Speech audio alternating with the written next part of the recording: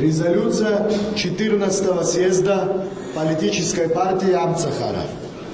Партия Амцахара исходит из понимания, что пришло время объединить усилия.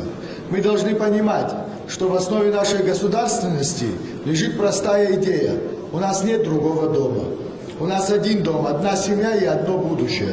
Мы должны научиться честно решать стоящие перед нами проблемы, честно работать, создавать рабочие места и создавать будущую Абхазию.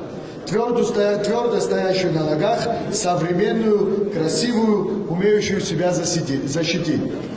Съезд политической партии Амцахара, заслушав выступление председателя партии Алексея Цугба, делегатов съезда, а также приглашенных руководителей общественных и политических организаций, посвященных социально-экономической и общественно-политической ситуации в стране, решил одобрить выступление председателя политической партии Амцахара Алексея Суратовича Цугба, утвердить на должность заместителя председателя по внешним связям Какубава Руслана, утвердить на должность руководителя молодежного крыла партии Амцахара Эмрух Бабислана. И табу.